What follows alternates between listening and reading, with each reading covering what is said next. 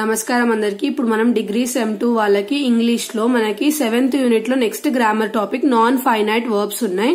So non finite verbs అంటే ఏంటివంటే ఇవి ఒక టెన్స్ వల్ల లేదంటే పర్సన్ వల్ల నంబర్ వల్ల అసలు ఎఫెక్ట్ అవ్వవంట. సో అలాంటి వర్బ్స్ ఏవైతే ఉంటాయో దాన్ని నాన్ ఫైనైట్ వర్బ్స్ అంటాము. సో ఇవి 3 టైప్స్ ఉంటాయంట అందులో. సో ఇన్ఫినిటివ్స్ ఉంటాయి, జిరండ్ ఉంటది, ఇంకా పార్టిసిపుల్ ఉంటాయి. సో ఇవన్నీ నేర్చుకోవాలా, ఇది నేర్చుకోవాలంటే ఇవన్నీ అవసరం లేదు. జస్ట్ మీ నాలెడ్జ్ కోసం ఒకసారి చూసుకోండి.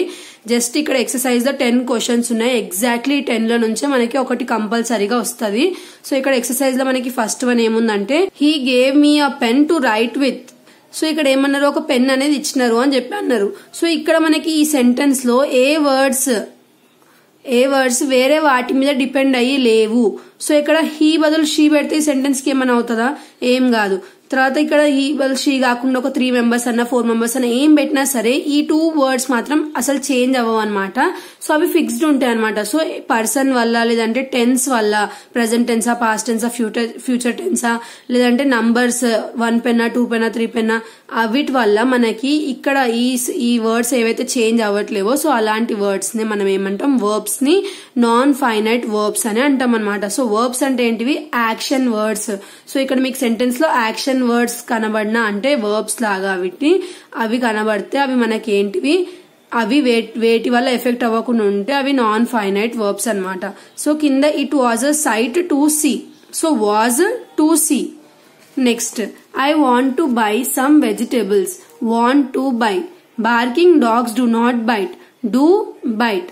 Next, she was wearing a designer outfit. Was wearing. I had my car polished. Had polished. Finding the doors open, my mother went inside. So inside. So ఇక్కడ మనము ఈ వర్డ్ దీంట్లో ఏమన్నా చేంజ్ చేసుకోవచ్చు. Finding ఇంకా వెంట అనేటివి మనము ఫిక్స్డ్ అనమాట. ఇక్కడ నువ్వు ఏ వర్డ్స్ చేంజ్ చేసినా సరే ఈ 2 వర్డ్స్ మీద ఏం ఎఫెక్ట్ అవ్వదు. సో అలాంటి వర్డ్స్ ని నాన్ ఫైనైట్ వర్బ్స్ అంటాం. సో వర్బ్స్ సెలెక్ట్ చేయాలి. ఇందులో ఏది పడితే వర్డ్స్ సెలెక్ట్ చేయొద్దు. వర్బ్స్ అంటే ఏంటివి? Action words. సో ఫైండింగ్ అనేది ఒక యాక్షన్, వెంట్ అనేది ఒక యాక్షన్, పాలిష్డ్ అనేది ఒక యాక్షన్, హ్యాడ్ అనేది ఒక యాక్షన్, డూ అనేది ఒక యాక్షన్, బైట్ అనేది ఒక యాక్షన్, వాంట్ టు బై అనేది ఒక యాక్షన్ అనమాట. సో యాక్షన్ వర్డ్స్ ఏవైతే ఉన్నాయో అవిటినే ఫైండ్ అవుట్ చేయాలి వీటిలో. Next Nitya is doing her homework at the moment. So is doing అనేది మనకి వర్బ్ కదా, సో అదే non finite verb. Next the proposal has been examined today. So ఏదైతే హ్యాస్ బీన్ ఎగ్జామిన్డ్ ఉందో అది వర్బ్. సో దాని వల్ల ఏమన్నా వేరే దాని వల్ల అది ఎఫెక్ట్ అవుతుందా లేవా చూసుకొని ఏం అవ్వట్లేదు అంటే ఇదే మనకి ఏంటిది? Non finite verb. Vardhan has finished his exam. Has finished. So ఇప్పుడు మీరు ఈ సెంటెన్స్ మొత్తం 10 సెంటెన్సెస్ లో ఏవైతే వర్బ్స్ ఉన్నాయో అవిటిని మీరు ఒకవేళ గుర్తుపెట్టుకుంటే డైరెక్ట్ గా మీరు నాన్ ఫైనైట్ వర్బ్స్ కూడా అవే.